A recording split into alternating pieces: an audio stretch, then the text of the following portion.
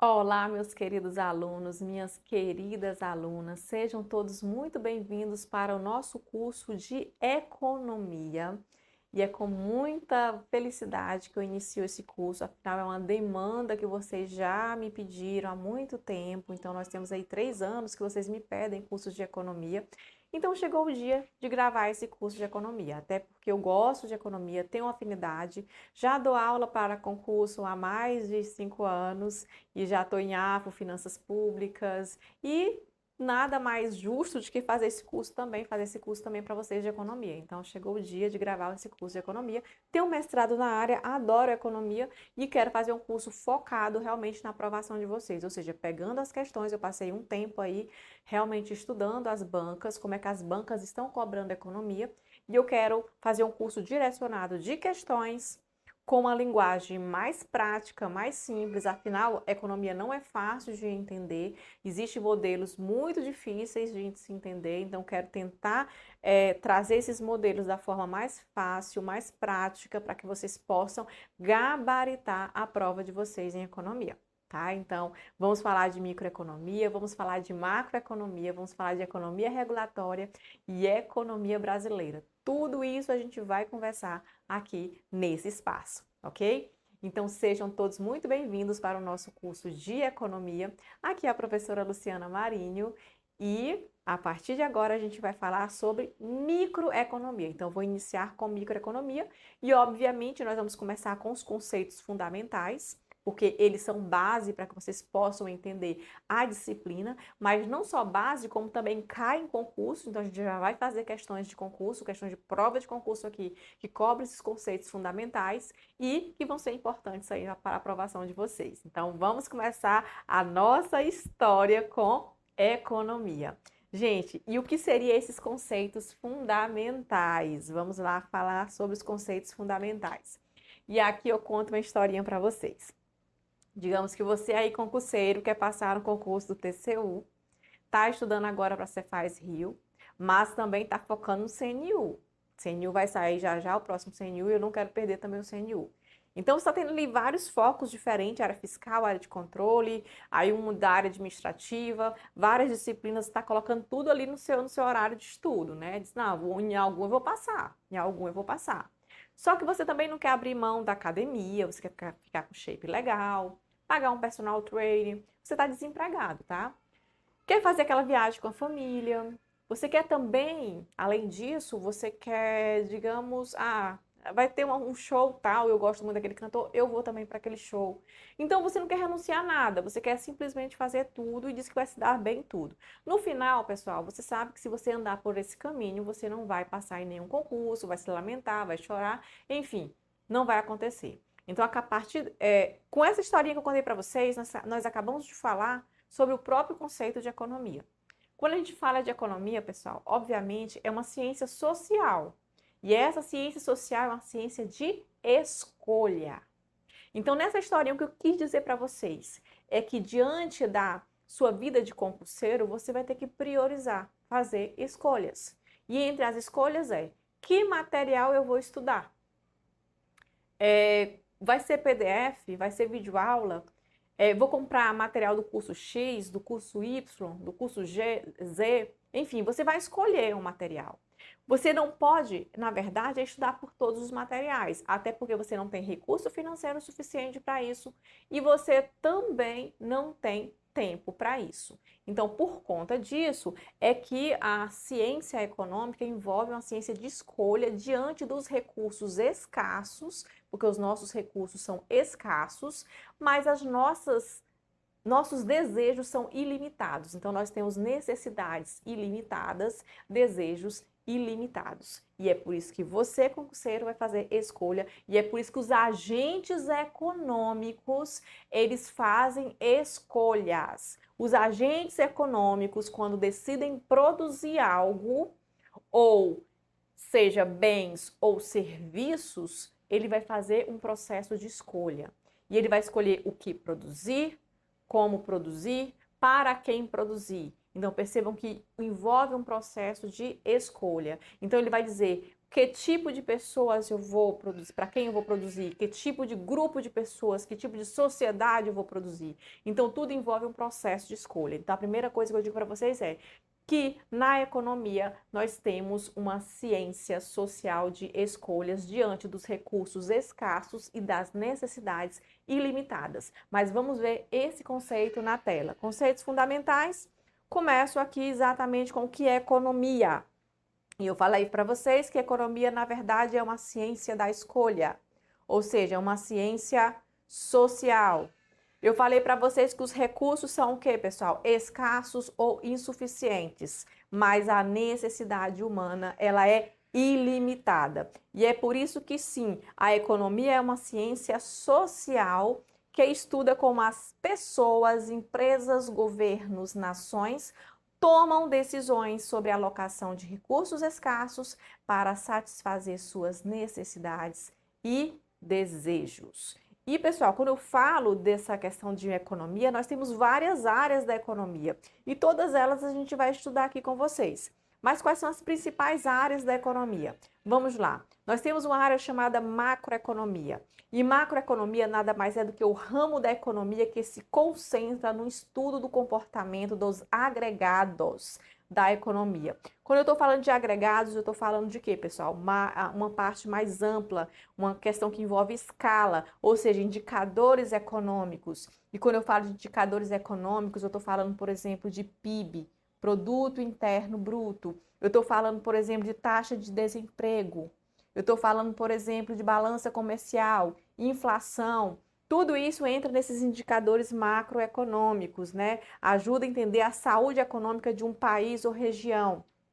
Mas eu posso falar também de política fiscal, de política monetária. E quando eu falo de política fiscal e política monetária, eu estou falando de políticas que são feitas pelo governo, sejam elas fiscais, ou seja, quando eu falo de política fiscal, estou falando de política de gasto público e de aumento ou redução de imposto público, ou seja, envolve gasto e imposto, ou eu estou falando de uma política monetária. E na política monetária envolve a oferta de dinheiro e taxas de juros, ou seja, envolve moeda.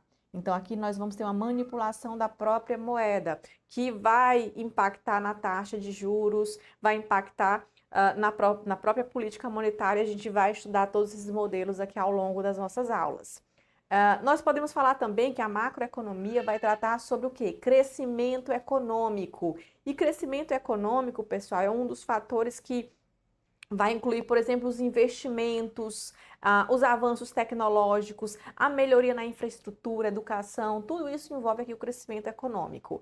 Mas nós podemos falar de macroeconomia quando nós estamos falando de ciclos econômicos. E ciclos econômicos, na verdade, são aquelas situações em que a economia passa por flutuações em sua atividade ao longo do tempo.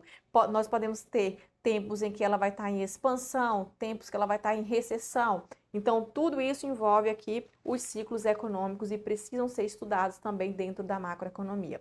Além disso, nós temos outros tipos de situações que acontecem na macroeconomia, mas eu citei aqui para vocês os principais pontos que nós vamos abordar aqui ao longo da aula. Microeconomia. Microeconomia é uma outra área da economia que nós precisamos saber alguns detalhes sobre ela também.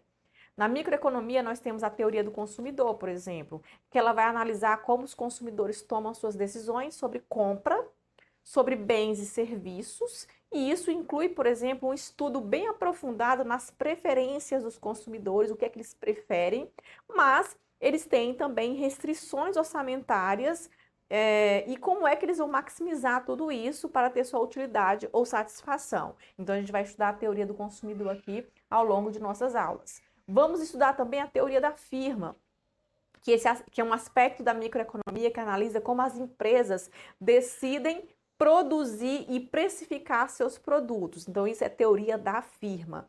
E ela envolve uma análise de custo, produção, maximização de lucros e estratégias de mercado.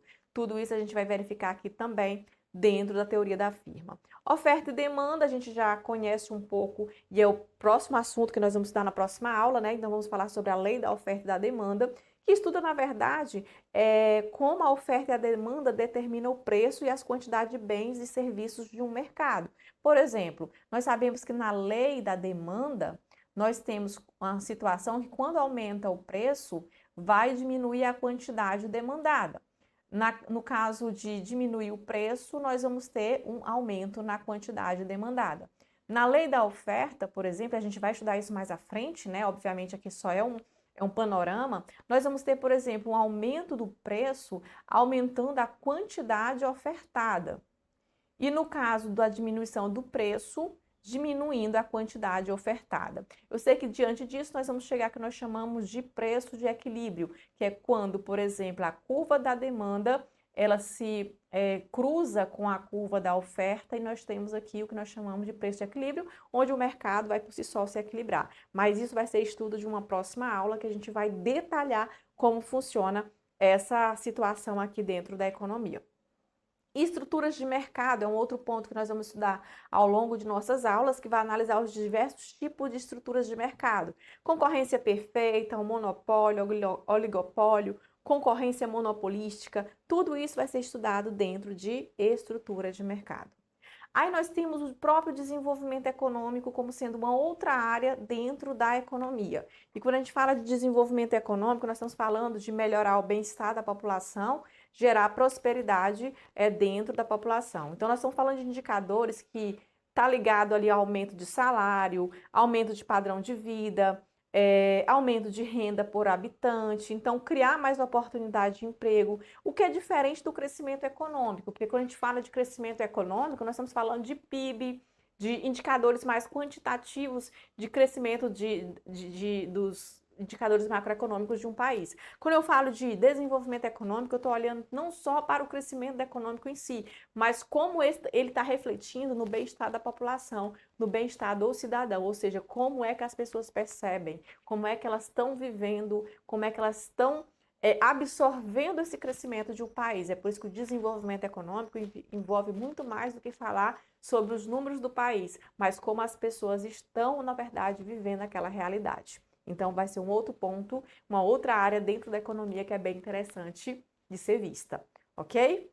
Bom, e o que mais a gente pode conversar sobre economia? É que a teoria econômica, ela, na verdade, busca fornecer alternativas eficientes de alocação de recursos, de modo a maximizar as necessidades das pessoas, né? Só que dentro desse panorama, pessoal, dentro de maximizar as necessidades e os desejos, ela vai barrar diante de algumas, como é que eu posso dizer para vocês, de alguns problemas econômicos. Então, eu posso dizer para vocês que a economia, ela tenta responder 3 problemas econômicos bem interessantes, na verdade, 3 perguntas bem interessantes dentro da economia, que partindo disso a gente vai ter como vai se organizar aquele modelo econômico como um todo. Vamos lá, então, para os 3 problemas da economia e o que é que nós temos aqui como perguntas.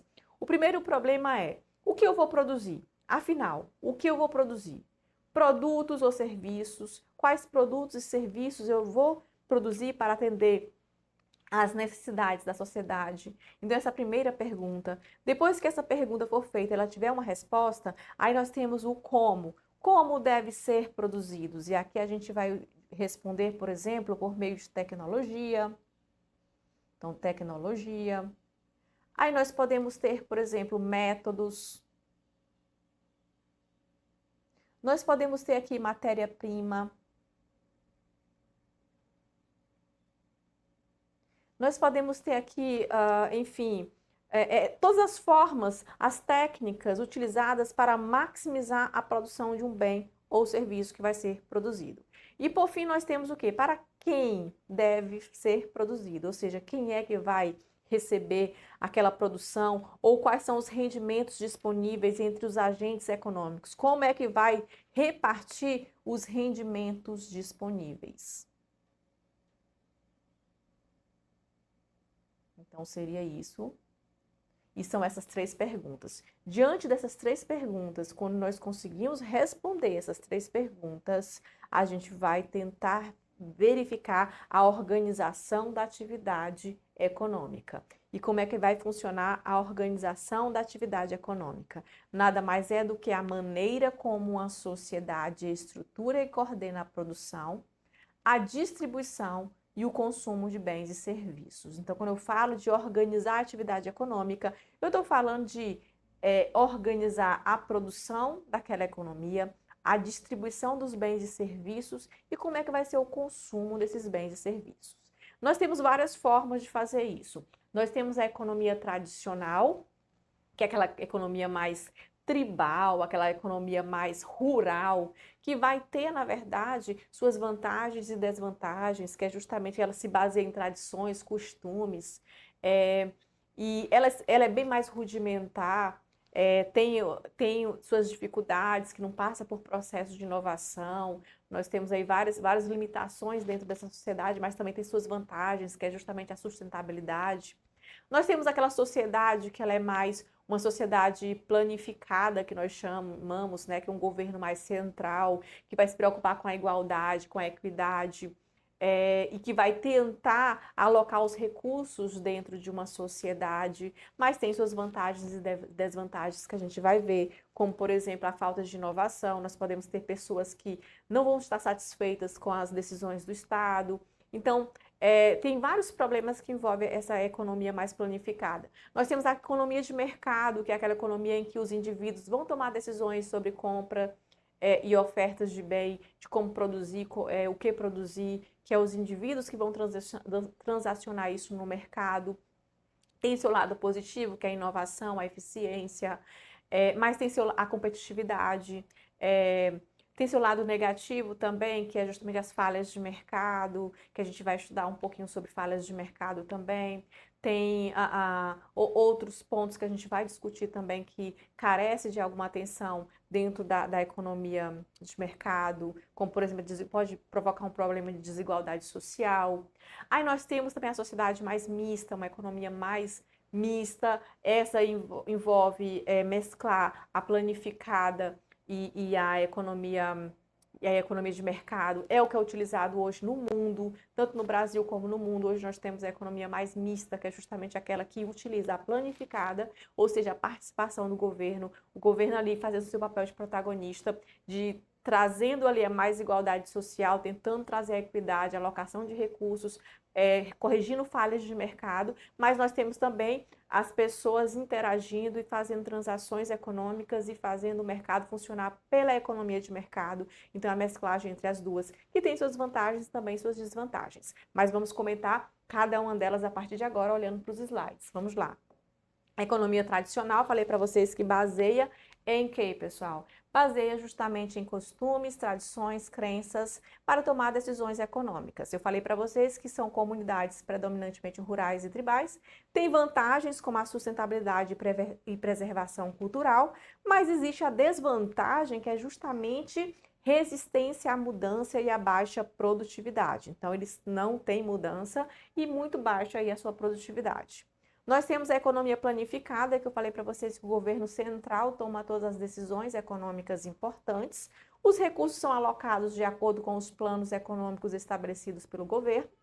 Tem suas vantagens, que é garantir uma distribuição mais equitativa entre os recursos e focar em objetivos sociais, mas tem a desvantagem de ser pouco ineficiente, com pouca inovação e falta de respostas a algumas necessidades de alguns consumidores. A economia de mercado, que as decisões econômicas são principalmente tomadas por indivíduos e empresas privadas. Os preços são determinados pela oferta e demanda no mercado, ou seja, os indivíduos transacionando realmente. Tem vantagens, que é a eficiência alocativa, como eu falei para vocês, variedade de produtos, mas pode gerar desigualdade e falhas de mercado, como eu comentei também. E, por fim, nós temos a economia mista, que é justamente aquela que tem elementos de economia de mercado e planificada. Tanto o setor privado quanto o governo desempenham papéis significativos, é o que acontece hoje no mundo. Todo mundo, hoje, a economia mais mista. O governo pode intervir para corrigir falhas de mercado e promover o bem-estar social. Vantagens: equilíbrio entre eficiência e equidade, com potencial para inovação e proteção social. Desvantagem: pode haver conflitos entre interesses públicos e privados, tá? Então, seriam essas as principais características de uma sociedade mista. Vamos falar, então, algumas questões, né, rapidamente, para a gente comentar sobre esses conceitos iniciais. E essa primeira diz o seguinte: julgue os itens seguintes relativos aos conceitos correntes em microeconomia. A economia é um estudo de como a sociedade toma decisões em relação aos recursos escassos, dividindo sobre produção dos bens e a forma de distribuí-los entre consumo presente e consumo futuro. Então, percebam que aqui está falando o seguinte: a economia é o estudo onde a sociedade toma decisões, ok? A gente viu que sim. E ela toma essas decisões diante de quê? Dos recursos escassos, correto?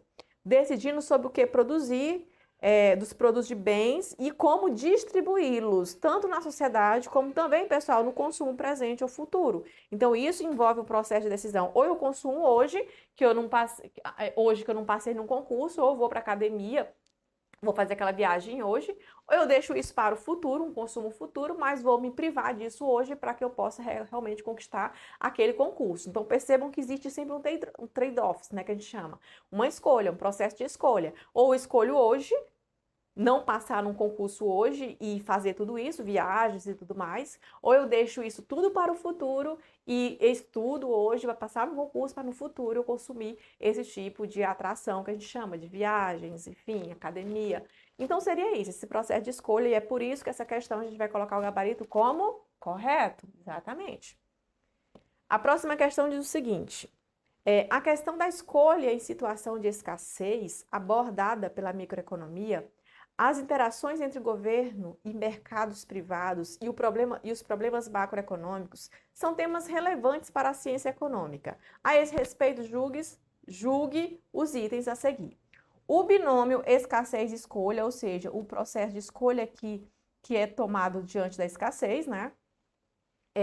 Que permeia o problema econômico correlato, ocorre somente, olha a palavra somente, marquem a palavra somente, quando dentro do processo produtivo não existe a possibilidade de substituição entre insumos. Pessoal, não é somente isso.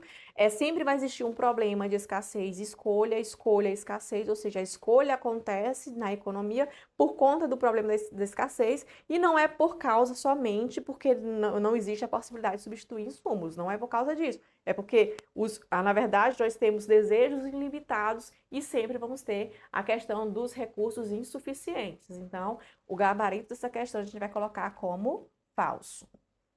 Bom, falando um pouquinho sobre leis econômicas, nós temos que lembrar que essas leis econômicas, elas vão descrever o comportamento de agentes econômicos e a forma como os mercados eles vão funcionar. Então, quando eu estou falando, por exemplo, de comportamento dos agentes econômicos e a forma como o mercado funcionar, é a mudança dentro de uma economia por conta da mudança de algumas variáveis. A gente vai ver muitos modelos econômicos aqui. E por que esses modelos econômicos são importantes? É porque eles mexem com algumas variáveis, quando mexidas, elas vão provocar alguma reação na própria economia, uma reação nos agentes econômicos. Isso vai acontecer, por exemplo, quando a gente mexe na variável preço, que vai mexer na quantidade demandada ou na quantidade ofertada. Vai existir outras variáveis que a gente vai analisar e nós vamos ver que isso vai ser recorrente a criar um certo padrão.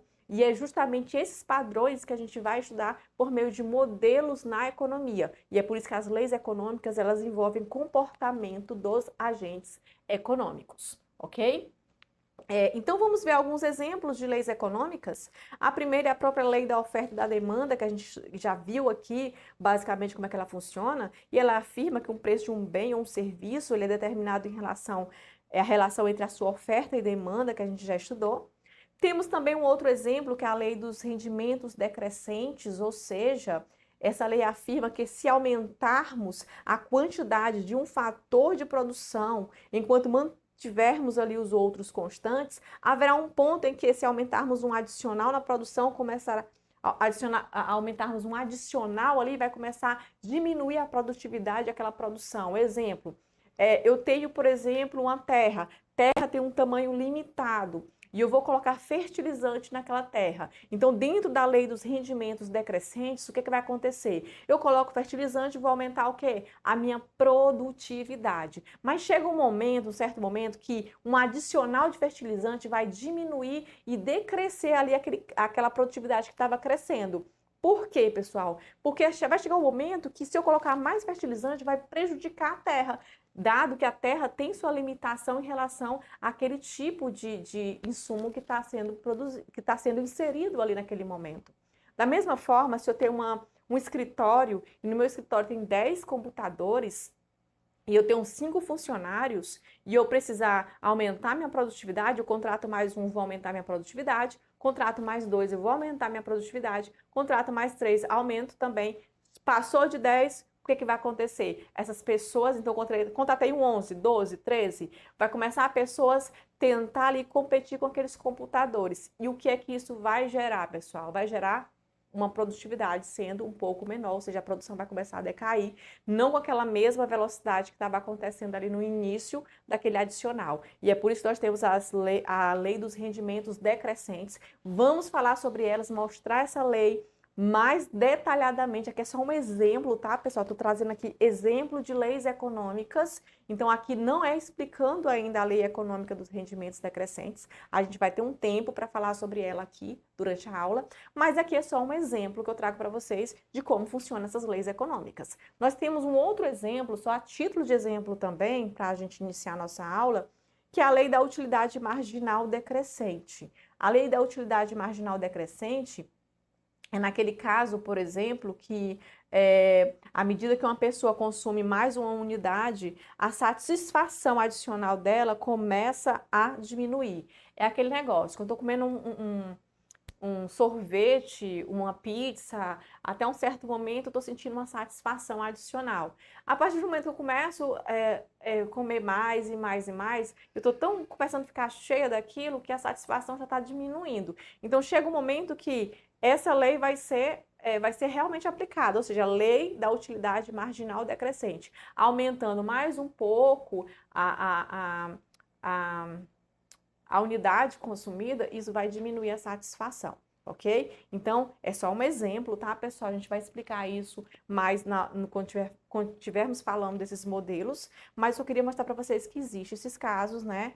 E, por exemplo, a lei da oferta e da demanda, que afeta o preço dos bens e serviços, a lei dos rendimentos decrescentes, que tem um aumento menor na produção, e nós temos aqui a lei da utilidade marginal decrescente, que há uma satisfação adicional ou de utilidade decrescente ali, envolvendo o consumo. Então, seria exatamente isso. E, para a gente fechar essa aula de hoje, vamos falar rapidamente dos fatores de produção. Obviamente, na próxima aula, a gente continua ainda em conceitos preliminares e vamos começar também teoria do preço, né? Mas aqui vale a pena a gente conversar um pouquinho sobre os fatores de produção. Os fatores de produção são terra, trabalho, capital e tecnologia. O que é terra, pessoal? Terra, na verdade, são todos os recursos naturais que são utilizados na produção de um bem ou serviço. É a terra em si, é a água, são os minerais, as florestas, o petróleo, o gás natural, tudo isso aqui envolve terra. Então, nós podemos falar tudo. Depois eu vou mostrar para vocês essa lista, né?